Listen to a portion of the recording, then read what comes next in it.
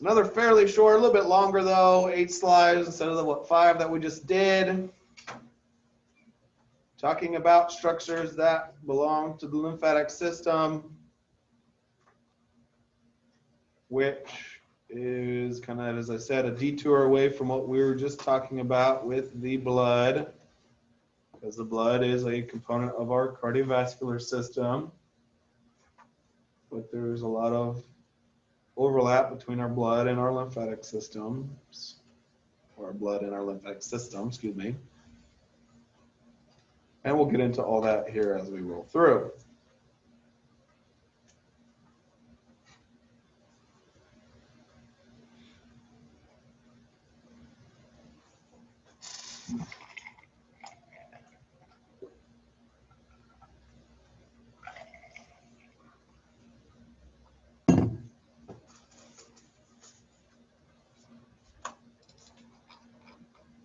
Okay.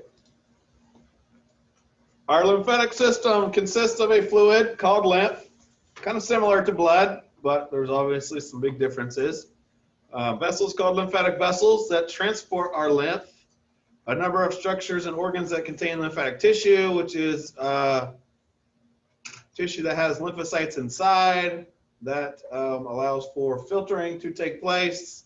And then the red bone marrow that we literally just got done talking about. Our lymphatic system assists in circulating body fluids and helps defend against the disease-causing agents, things like viruses and toxins, bacteria. It's closely associated with our cardiovascular system because it picks up fluid derived from our blood, what we call interstitial fluid, forming lymph, which is a colorless, watery appearing fluid, and a group of vessels that return it eventually back to our blood.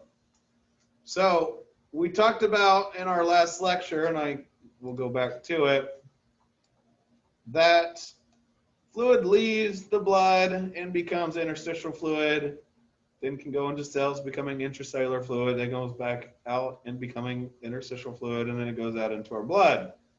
Sometimes the interstitial fluid, and it's not sometimes, but it's always taking place, but some of that interstitial fluid doesn't end up actually getting picked up by the blood.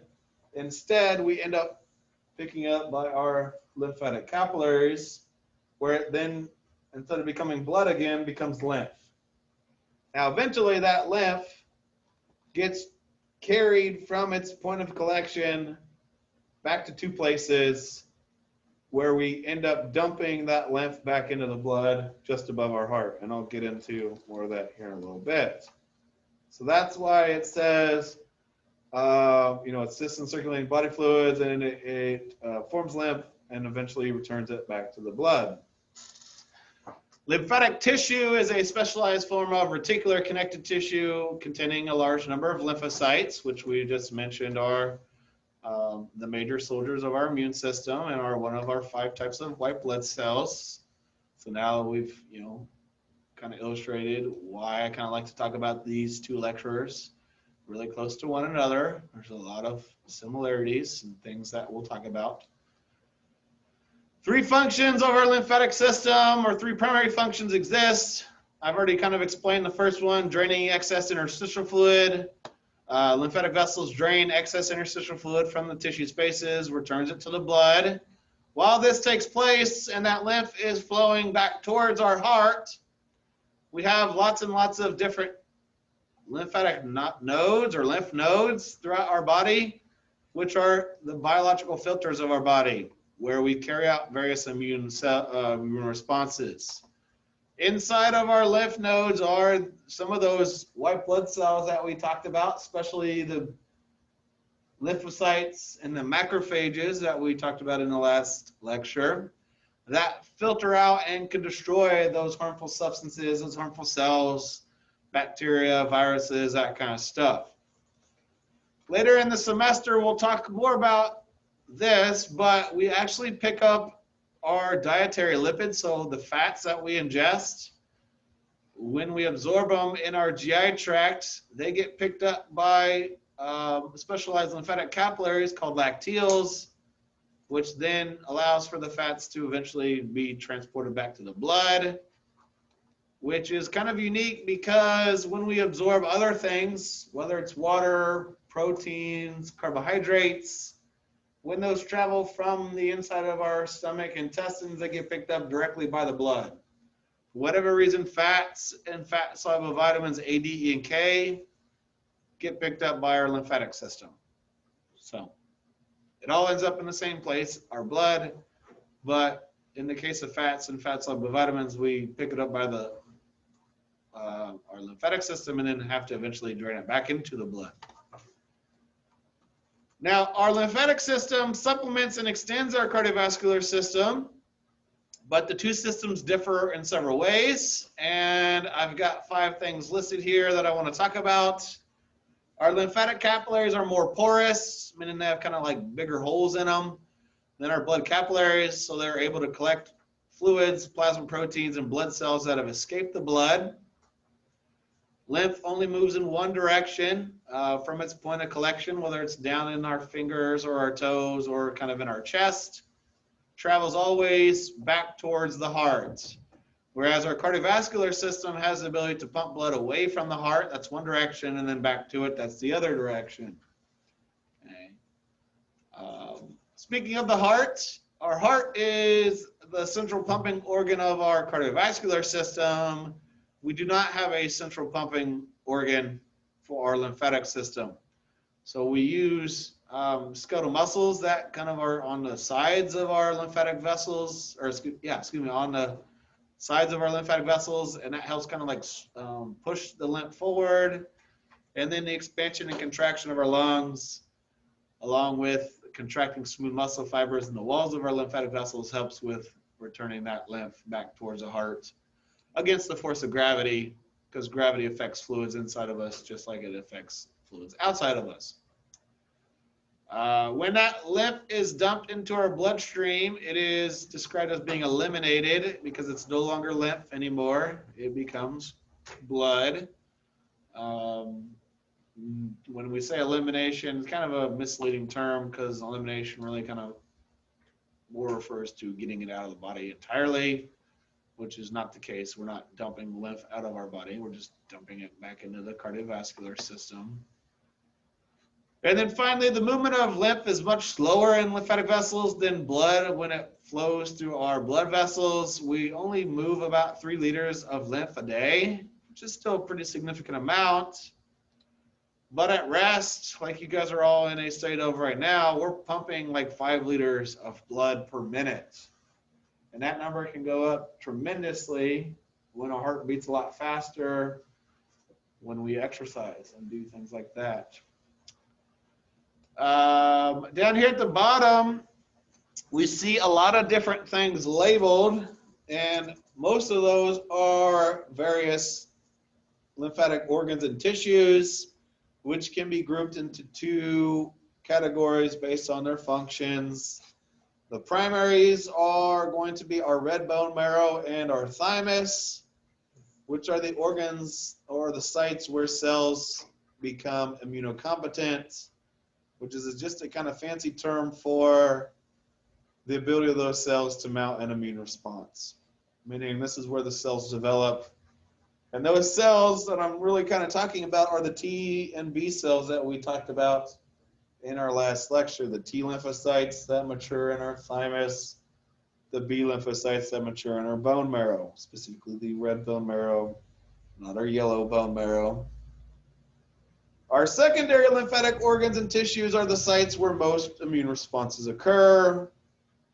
And this includes the various lymph nodes, our spleen, and things like our tonsils, our appendix, which are described as lymphatic nodules. Now, down here at the bottom is an illustration that I like to some degree. It's not my favorite image, because there are some things that are a little less easy to see and a little less prominent. A couple slides from now is this image, which is an image I actually like really nicely. There's some things about this image I like, but it's not a perfect image. In a perfect world, I would be able to make my own image and combine these two and make something very perfect. I don't know how to do that. So I'll kind of tell you to highlight things in both of these images because there are things you can see here that you can't see in the other and vice versa. So that's why if you look at your labeling packet, you'll see both of these pictures because both of them could show up on the exam or one of them could show on the exam. You can pretty much bank on at least one of them, if not both of them, showing up again. So what you need to know is everything that's already bolded for you.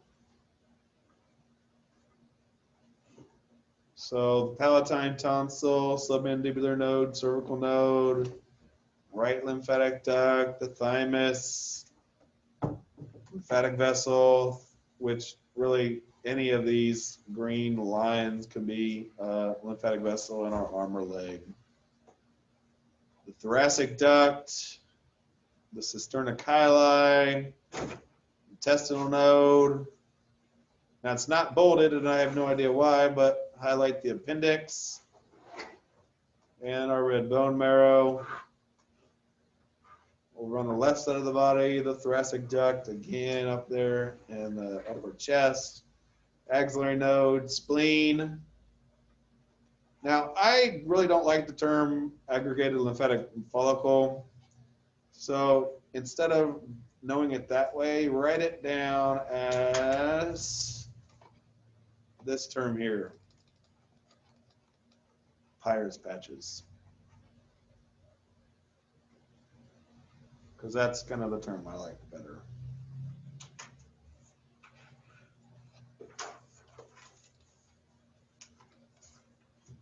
And then also iliac node and guinal node, as I've already said, since they're bolded.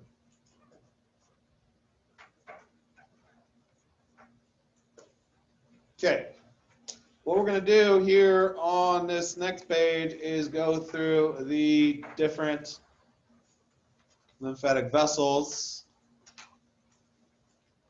which are the vessels that carry the lymph eventually back to our blood.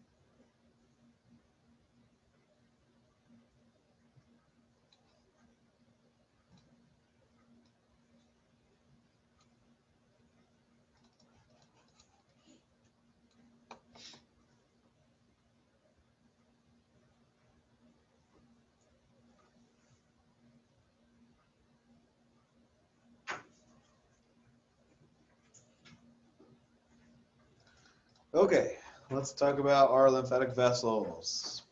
Another term for them are lymphatics, which are a system of vessels very similar to our blood vessels. We haven't talked about blood vessels, but we will here in the last lecture of the unit.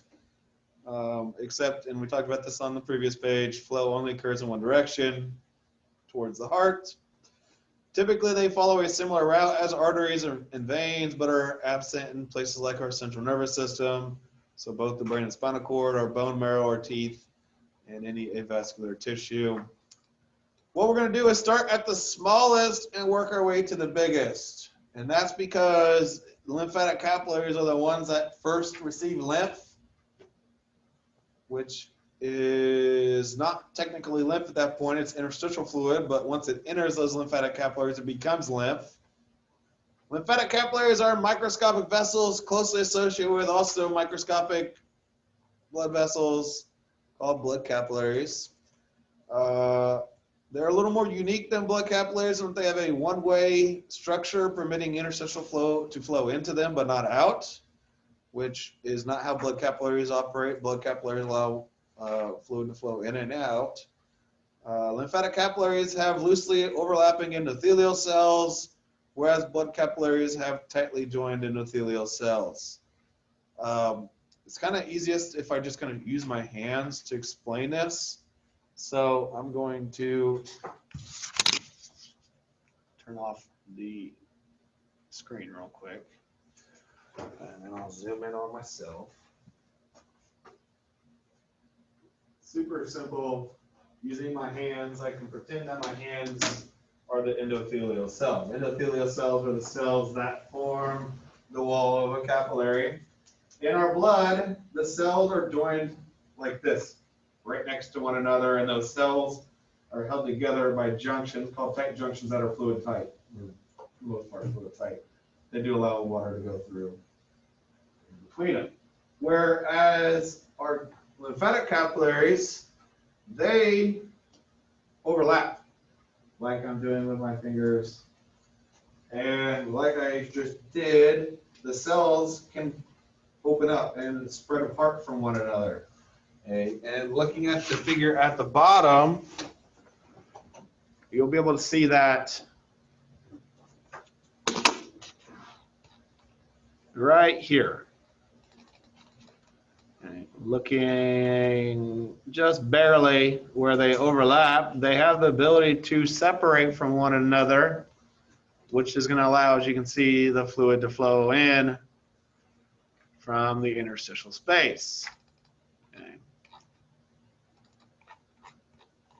Now, attached to our lymphatic capillaries are anchoring filaments, which are going to contain elastic fibers and extend out from the lymphatic capillary, attaching lymphatic endothelial cells to the surrounding tissue. That's what these green lines running out of the lymphatic capillary are.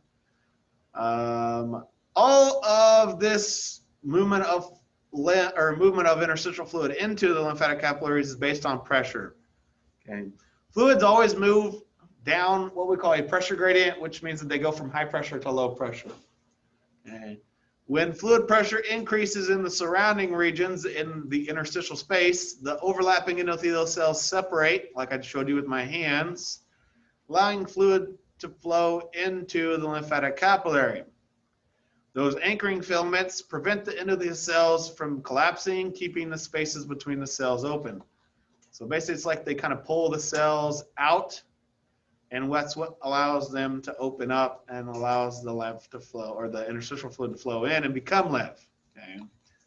Now, eventually, when that fluid flows in, the pressure inside the lymphatic capillary exceeds pressure outside, and the spaces between the endothelial cells close, holding the fluid in the capillary and not allowing it back out. Okay.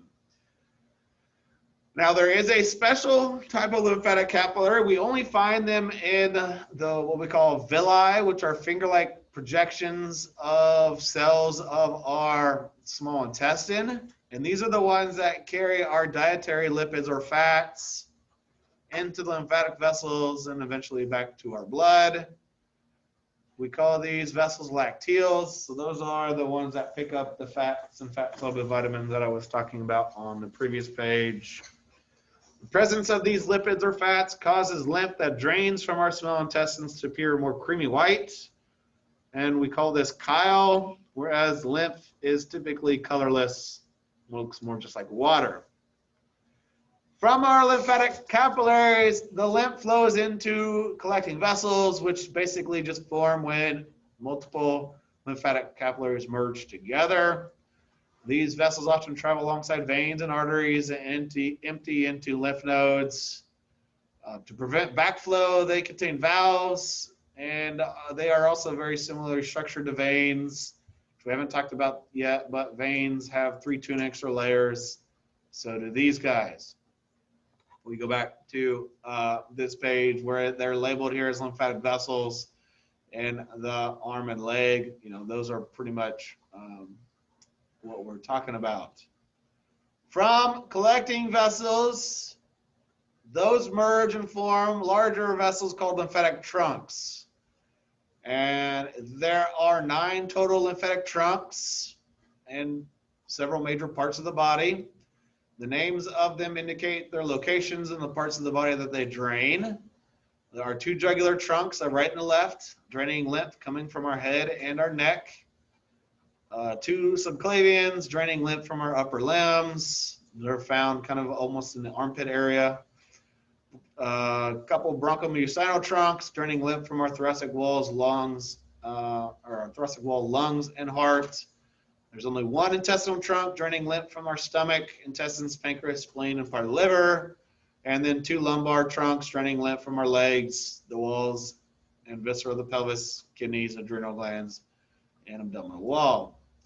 Some of those are actually visible here, but I'm not really going to get into those, because really the only ones that I'm super concerned back on that previous page are the biggest lymphatic vessels, what we call our collecting or lymphatic ducts.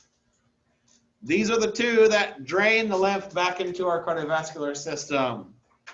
Okay, they're the ones that return the lymph back to our blood. Where they meet our blood vessels, there are valves to prevent blood from entering our lymphatic ducts. And the 2 ducts are the right lymphatic duct and then the much larger left lymphatic or thoracic duct. And I say it's much longer and much larger because your right lymphatic duct's only about 1/2 inch in length, 1 to 2 centimeters. Your thoracic duct is about 38 to 45 centimeters, or 12 to 18 inches in length, or 15 to 18 inches in length. Okay. This figure here illustrates the difference in the amount of lymph those drain. Okay. Your right lymphatic duct only carries lymph back to your blood vessels from your right arm, the right side of your chest, right shoulder, and the right side of your head. Which, what is that? Not even maybe 20% of your body. The rest of the lymph, so all of our legs, our abdomen, right arm, right chest, right shoulder, right head, or it's gonna be left everything, sorry, I was saying right, it's left. Those all drain by way of this thoracic or left lymphatic duct. Okay. So the thoracic duct, and I would highlight this, is the main duct for the return of lymph to our blood. If I go back to the previous page, most of our lymph drains into our thoracic duct, which begins down almost not quite to the belly button area of our body, but a little bit above that as a fattened structure, not very fat here in this picture, but it's a little bit fatter in the picture I pointed out earlier. That structure is called the cisterna chyli, which forms from some of those trunks that we just talked about. The thoracic duct then runs up. We lose sight of it. It's disappearing behind the heart, behind the thymus, and then you can see where it comes up and around and curves and U-turns right there. This right here, as you can see, is the right lymphatic duct. I zoom in tremendously here. From here, where that line is actually at, to here, that's all it is. And that's why it's like 1/2 inch in length, because it's, you know, super short. Now, both of them dump the lymph in the kind of same place at the junction between your internal jugular veins and the subclavian veins. Now, your thoracic duct dumps it in between the left internal jugular and the left subclavian, our right internal jugular and the right subclavian. Where those meet is where that right lymphatic duct dumps the lymph in, which I talk about here in these 2 areas. Kind of covered it all. As far as the pictures go, none of these on this page are important. I just kind of include them because I wanted to point some things out. Not something I would ask you to know, though. Now, if I go back to like this image, you know, it'd be really hard for me to ask you to label like the right lymphatic duct. What I would do is, you know, I could put the arrow in maybe for you, and what I would do is let's like circle it so you kind of can see where that area is at. So, and same thing for some of these other small things like the nodes and whatnot, which I'll talk more about nodes right now.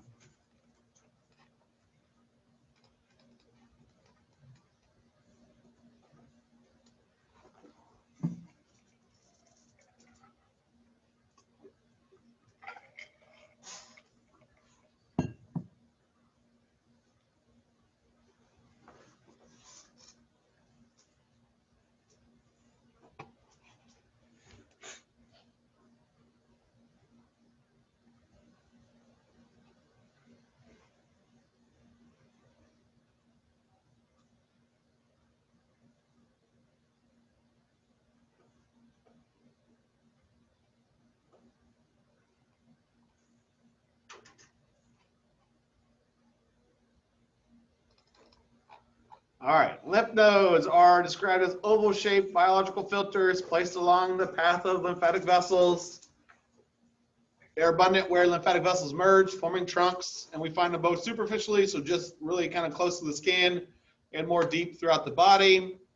I mentioned earlier there are biological filter, because as lymph enters one end of the node, foreign substances like viruses and bacteria, as I've mentioned several times, are trapped by reticular fibers that are found within the sinuses of lymph nodes.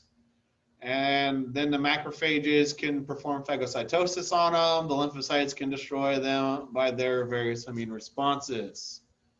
And then after the filtering has taken place, that filtered lymph will be able to exit the lymph node on the other end. Okay. Here's what a lymph node kind of structurally looks like, and we've kind of sectioned it open here to show the internal features. First thing I want to show or talk about is the outside of it. This green thing that's labeled here as the capsule, which helps give support and shape to the node, made up of dense connective tissue. But more importantly are these things called trabeculae. Trabeculae are, in our picture, the little, sorry, I keep doing that, the little white kind of finger-like extensions that are shown here internally. Those are projections of the capsule that project inward and create kind of like a maze to the inside of a lymph node,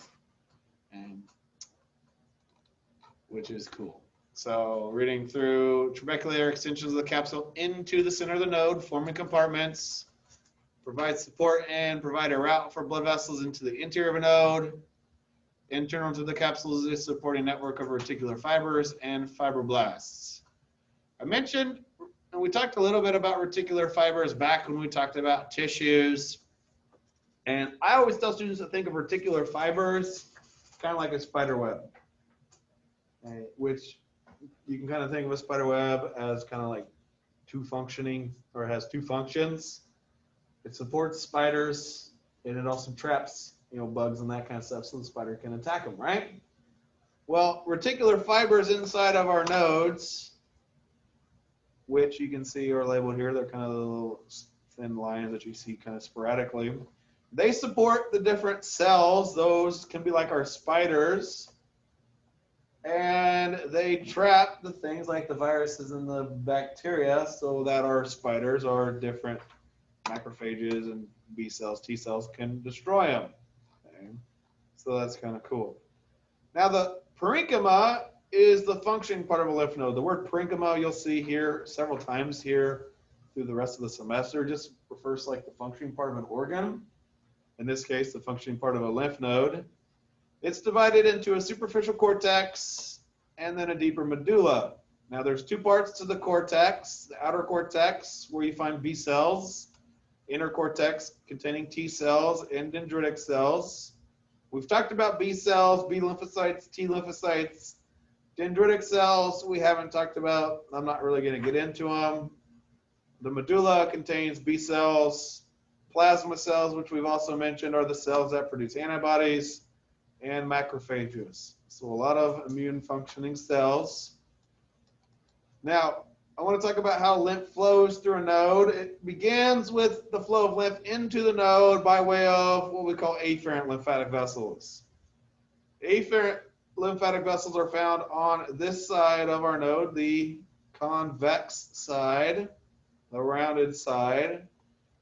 Don't confuse afferent lymphatic vessels with these efferent lymphatic vessels, which are found on the indented side. The indentation of our lymph node is called a hilum. Notice the number of afferents compared to the number of efferents. There's a lot more of these afferents than efferents. So it's easier to bring lymph in than it is to carry lymph out, which is what these guys do. Which means it creates a log jam or a traffic jam internally. So lymph easily flows in, but it's going to trickle out. And that's good because it also gives time for the different white blood cells and immune cells to do what they do. Okay, what we want is the flow of lymph to be really slow through here. Think of it like going through a drive-through. Okay, you have to creep and come to a stop to pay for your food and get your food, right? You can't drive through Taco Bell's drive-through at 30 miles an hour and expect to pay and get your food. Lymph can't flow right through a lymph node and expect to be cleaned up if it's just rushing right through. Okay. Now, I mentioned earlier the trabeculae create these kind of maze-like channels.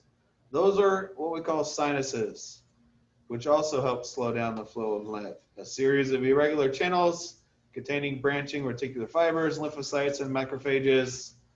From the afferent vessels, the lymph flows through the first type of sinuses, what we call subcapsular. Subcapsular, remember sub means below. Subcapsular sinuses are just below the sinus, or excuse me, of the capsule. From there, they then flow into trabecular sinuses, which you can see one is labeled there. Then, or those extend in the cortex parallel to the trabeculae, and then finally into the more inner part towards what we call the medullary sinuses, which extend through the medulla. And then finally, I've already kind of mentioned these, but are the efferent lymph vessels located at the hilum, the indented region on the concave side, where lymph exits the node. They contain valves that allow the flow to occur in only one direction. Same thing we saw with afferent lymphatic vessels. Efferents receive the lymph from the medullary sinuses, and I've mentioned the number of efferent vessels is fewer than the afferents, causing the flow of lymph through a node to be slow. Okay, what you want to know or what you should know from this picture. Start at the bottom, I'll just work clockwise. The capsule, afferent vessel, again, afferent vessel. And then over here on the right, highlight, let's just go with outer cortex. Don't worry about germinal center. We didn't talk about any of that. No inner cortex and medulla. So I'm not going to worry about, like, it's really hard to kind of tell the sinuses and that stuff apart. So just kind of know this towards the very outside is the outer cortex, kind of a little bit more towards the middle, but not quite the middle is the inner cortex. The very middle part is the medulla, which really is not hard for us to know, hopefully by this point in the semester. Know the efferent lymphatic vessels, and then the hilum, which is the indented portion as it shows there. Pretty cool. Here's a picture of an inguinal lymph node. So this would be kind of in your crotch area. This is zoomed in tremendously to show you. You know, it's not a perfect image there on the left and to show kind of that, you know, convex, concave stuff, but you can see a lot of the afferents and the efferents. It'd be cool if we could pop it open and show the internal structure, but that'd be very difficult. But that's actually what is shown here, but zoomed in under a microscope, showing you the capsule with the little white squiggly lines are the trabeculae, helping to create the irregular channels, the sinuses, and then you can see the outer cortex, inner cortex medulla. Not that I'm going to ask you to know it.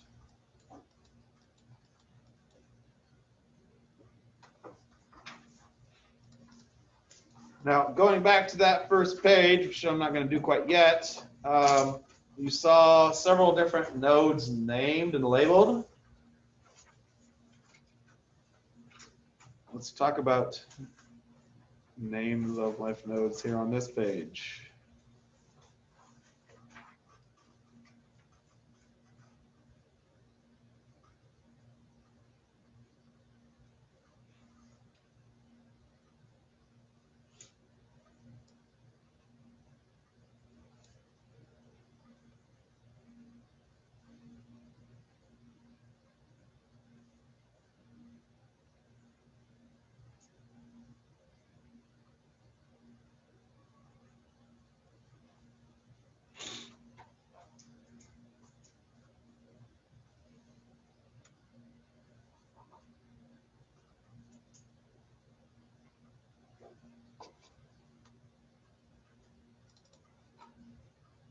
All right.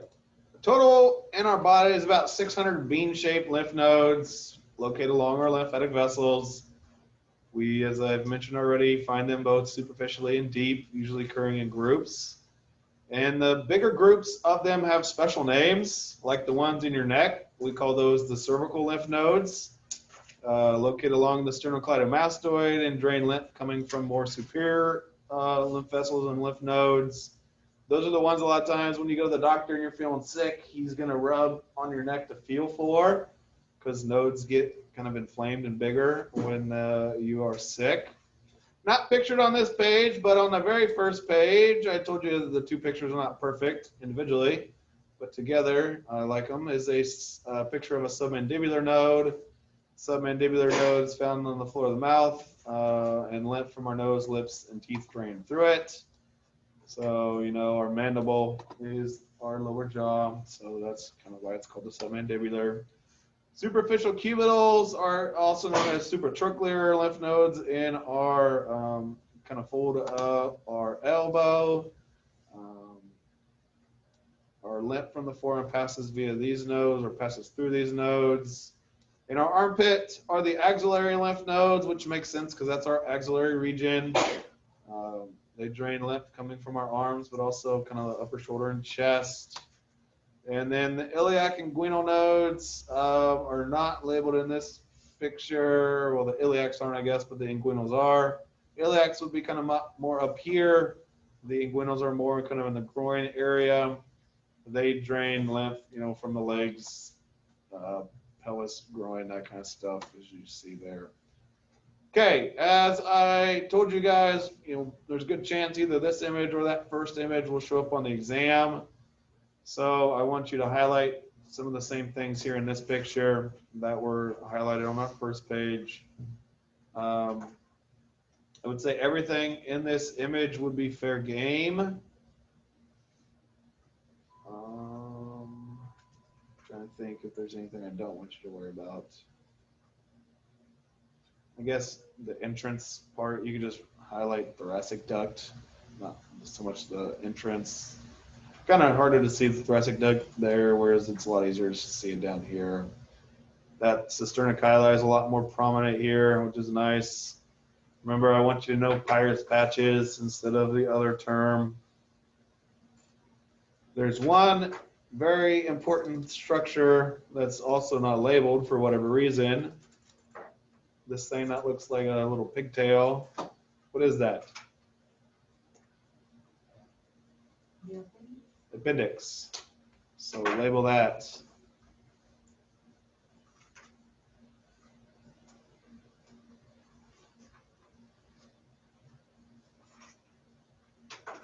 Okay, we're kind of running low on time, so I'm going to stop us here.